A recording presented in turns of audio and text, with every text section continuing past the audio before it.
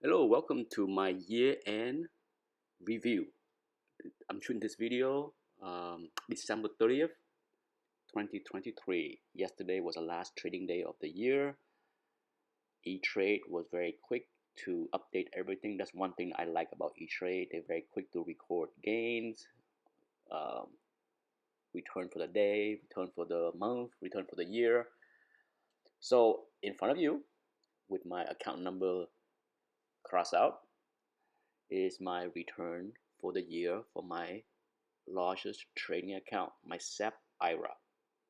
As you can see, the return for 2023 is 23.71% compared to the S&P 500. So yes, I trail the S&P 500 and significantly trail the NASDAQ. Not that I was trying to match the NASDAQ at all, but the bond index, the Barclay US Aggregated Bond, for those that don't know, you can buy the ETF of that. And the ticker symbol is AGG. It performed very similar to TLT. Some years it outperformed, some years it underperformed, but overall, over a 10-year period, it's kind of in line with the TLT. As you can see, the Dow Industrial was weak with 13.7. The small cap index was only 15%, and gold and silver index was only 4%. A quick recap of what transpired over the year.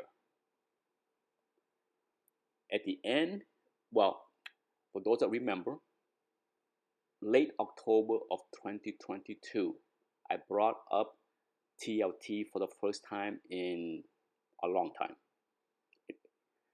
as a potential no-brainer investment for 2023 because I felt and thought and predicted that we are going into a recession sometime in the second half of 2023. The Fed was raising rate, but I thought they will be done raising rate probably by spring of 2023 and pause, and then perhaps sometime in the second half of 2023 we have a rate cut and TLT will pop.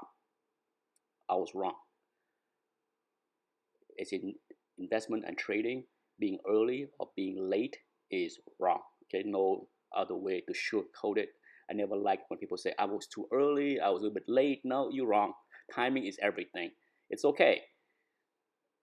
Everyone that invests or trade in the market has been wrong many times. Nothing wrong with saying the word wrong.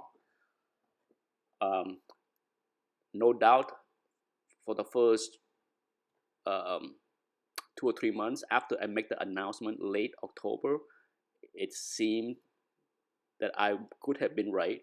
Because in November and December of 2022, we start to see massive layoff from tech, big tech, from Microsoft to Google to Amazon to Meta. You got big announcement, 5 figures of layoff in the hundreds of thousands in aggregate. So everything looked good, but sometime in May, things start to change. So if you look at the chart in front of you, I was pretty much in line with all the key indices, and then in May things start to diverge, and by the end of July the big gap happened. Okay, so the most of the underperformance gap between the NASDAQ and my portfolio happened basically at the end of May through the end of July, because by August through the end of the year, as you can see in the chart, the gap between the purple line, that's my portfolio. Okay, the dark purple line is my portfolio, the bright orange is the NASDAQ, and then you can barely see the yellow line. That's the S&P 500. So I kind of mirror the S&P 500 to my surprise most of the year, because my portfolio was never like the S&P 500. So as poorly as I felt I did with the allocation, because roughly 30 to 35% of my portfolio was not in equity. It was either in cash or TLT.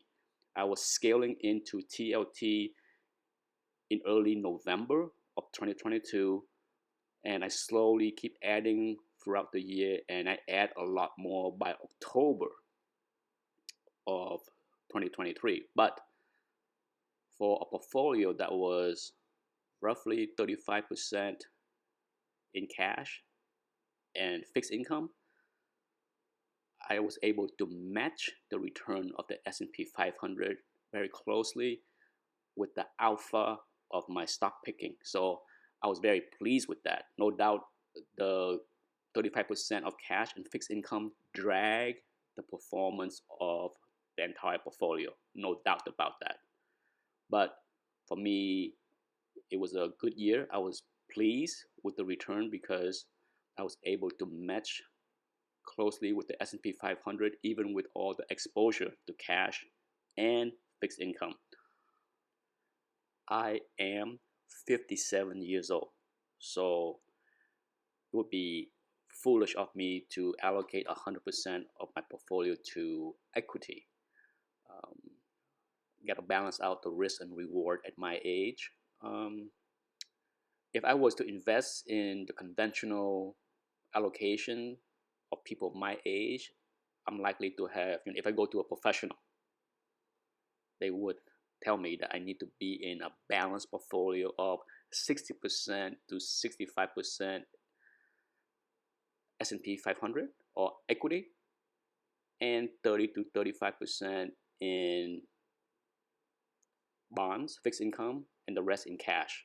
If I was to have some kind of mix like that, my return, based on what you see here for the year, would have been roughly between 15 to 16%. So overall, nothing to complain about my return.